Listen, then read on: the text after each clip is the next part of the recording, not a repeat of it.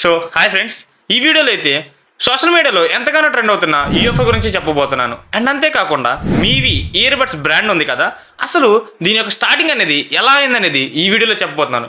And అంతేకాకుండా ఇలాంటి మిమ్మల్ని ఆశ్చర్యపరిచే ఎన్నెన్నో విషయాల గురించి ఈ వీడియోలో చెప్పబోతున్నాను. సో వీడియోని అయితే ఎక్కడ స్కిప్ చేయకుండా ఎండ్ వరకు చూడండి. India's dosa man. ఎస్, మీరు విన్నది కరెక్టే, ఇండియాస్ దోశ మ్యాన్. ఇతని పేరు ప్రేమ్ గణపతి. అండ్ ఈయన తమిళనాడులోని ఒక చిన్న గ్రామానికి చెందినవాడు. ఈయనకి చిన్న వయసులోనే ఎన్నో ఇబ్బందులు ఎదుర్కొన్నాడు. సో అలాంటి సమయంలో ఆయన తన ఇంటిని వదిలిపెట్టి ముంబైకి వచ్చేశారు. దీనికి కారణం ఏంటంటే ఆయన మిడిల్ క్లాస్లో పుట్టడం వల్ల ఎన్నో ఇబ్బందులను ఎదుర్కొన్నాడు. అలా ముంబై వచ్చిన తర్వాత తినడానికి తిండి లేక ఒక చిన్న బేకరీలో కేవలం 150 రూపాయల జీతానికి అక్కడ అంట్లు తోమే జాబ్లో జాయిన్ అయ్యాడు. అలా జాయిన్ అయిన తర్వాత ఆయనకు తినడానికి తిండి వచ్చింది, కానీ వచ్చిన డబ్బు అనేది ఎటూ సరిపోక ఎన్నో ఇబ్బందులు మళ్ళీ ఎదుర్కొన్నాడు. సో ఇక ఇలా కాకుండా ఎంత కష్టమైనా సరే తనకంటూ ఒక పేరు నిలుపుకోవాలి అని చెప్పి అతనికి తెలిసిన వాళ్ళ దగ్గర కొంత డబ్బుని అప్పుగా తీసుకున్నాడు. ఆ తర్వాత ఆయన ఎన్నో విధాలుగా ఆలోచించి 1997లో దోసా ప్లాజా అనే ఒక చిన్న స్టాల్ని ఓపెన్ చేశాడు. అండ్ ప్రజెంట్ అయితే ఇప్పుడు ఆ దోశ ప్లాజా అనే పేరు చాలామందికి తెలిసిందే. ఆయన ఎంతో కష్టపడి అందరికీ కూడా వర్క్ని ఇచ్చాడు. ఇప్పుడు అదే దోశ ప్లాజా పేరుతో దాదాపు 75 అవుట్లెట్స్ని ఆయన ఇండియా వైడ్గా ఓపెన్ చేశారు. అండ్ ఇంతమందికి మోటివేషన్ ఇస్తున్న ప్రేమ్ గణపతి గారి గురించి మీ యొక్క అభిప్రాయాన్ని కామెంట్ సెక్షన్లో కామెంట్ చేయండి. అమెరికాలోని లాస్ ఏంజల్స్లో వైల్డ్ ఫైర్కు కారణం ఏమిటి?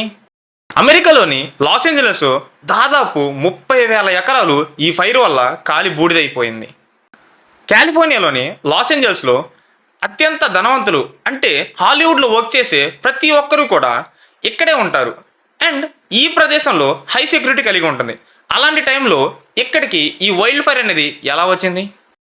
అండ్ నిపుణులు చెప్పిన దాని ప్రకారం దాదాపు ఇప్పటి వరకు కాలిఫోర్నియాలో 12 లక్షల కోట్ల నష్టం అనేది వచ్చినట్లు అక్కడ నిపుణులు వెల్లడిస్తున్నారు.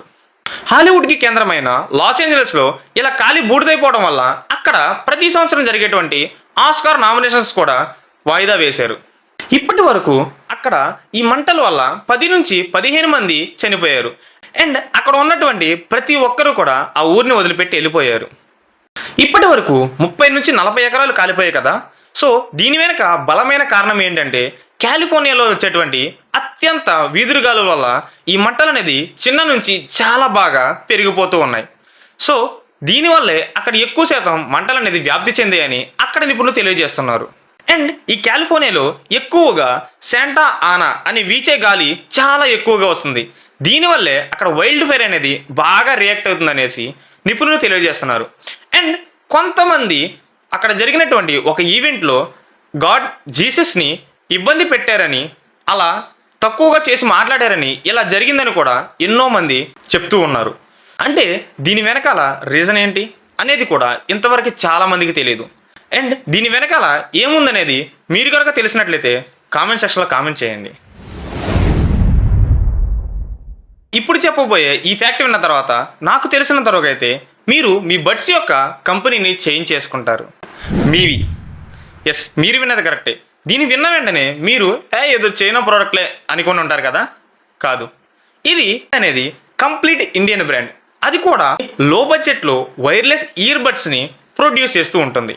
అండ్ ఈ మొత్తంలో అసలైన ట్విస్ట్ ఏంటో తెలుసా? మీవి. అసలు ఈ మీవి అనే పేరు ఎలా వచ్చిందో తెలుసా? ఒకవేళ తెలుసుంటే నేను చెప్పకముందే కామెంట్ చేయండి. మీవి మిథుల అండ్ విశ్వనాథ్ అనే ఇద్దరు వైఫ్ అండ్ హస్బెండ్స్. వీళ్ళిద్దరూ బాగా చదువుకొని అమెరికాలో సెటిల్ అయ్యారు. ఆ తర్వాత కొద్ది రోజులకి ఏదో చిన్న ఫెస్టివల్ వల్ల ఇండియాకి తిరిగి వచ్చారు. వాళ్ళు వచ్చే సమయంలో వాళ్ళ యొక్క ఛార్జర్ని మిస్ చేశారు. సో ఎలాగో ఛార్జర్ అనేది ఇంపార్టెంట్ కాబట్టి ఇండియాలోని ఒక స్టోర్లోకి వెళ్ళి ఛార్జర్ని అడిగారు.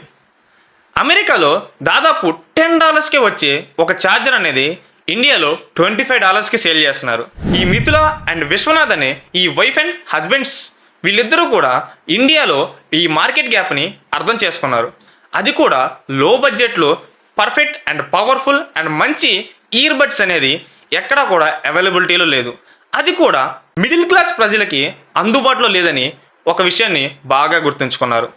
అలా వీళ్ళిద్దరూ కలిసి ఎన్నో కష్టాలు పడి ఎంతో ప్లానింగ్ చేసిన తర్వాతే ఈ మీవి అనే బ్రాండ్ని స్టార్ట్ చేశారు. అలా ఒక చిన్న మోటివ్తో స్టార్ట్ అయిన ఈ మీవి అనే బ్రాండ్ అనేది ఇప్పుడు దాదాపు ఇండియాలోనే టాప్ కంపెనీగా మారింది.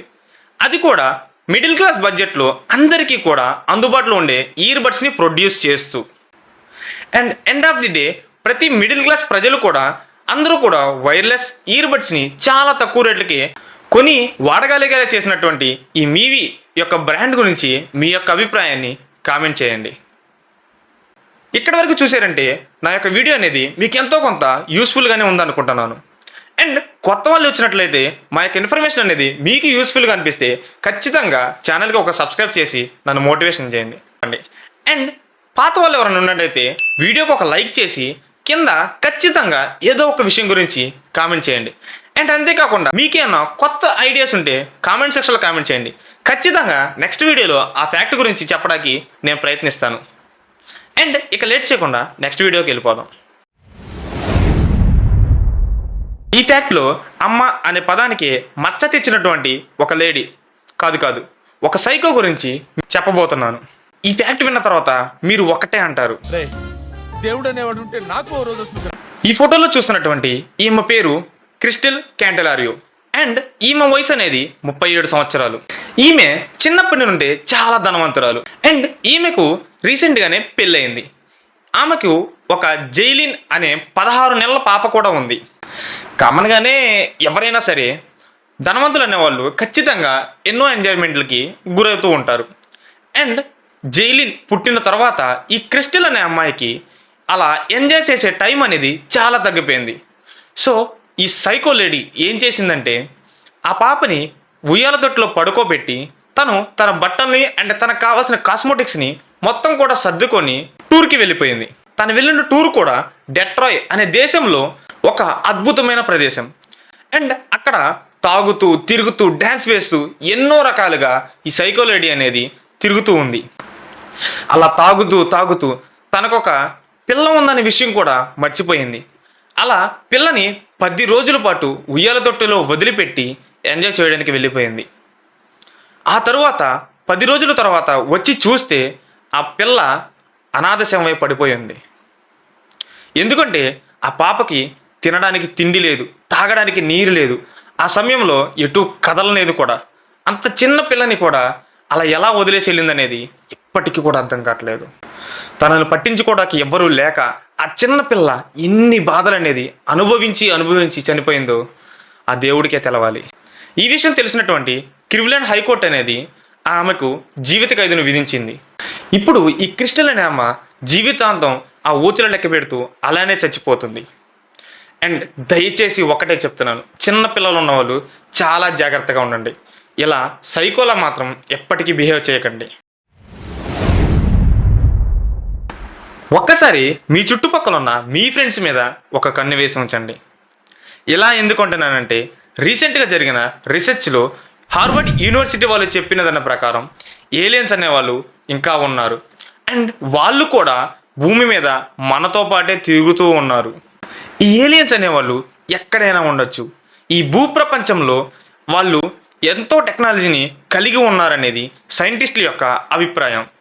ఈ భూమిలో ఎక్కడైనా అంటే సముద్రంలో, సముద్ర గర్భంలో లేదా భూగర్భంలో ఎక్కడైనా ఉండొచ్చు. ఇలా ఎందుకు అంటున్నానంటే ఇప్పటి వరకు మన దగ్గర ఉన్న టెక్నాలజీతో మనం కేవలం 5% మాత్రమే సముద్ర లోతుల్ని పరిశీలించగలిగాం. అండ్ భూమి యొక్క రేడియస్ అనేది దాదాపు 6000 కిలోమీటర్లు. అండ్ భూమిలో ఇప్పటి వరకు హ్యూమన్ టెక్నాలజీతో చేసినటువంటి రంధ్రం కేవలం 12 కిలోమీటర్లు మాత్రమే.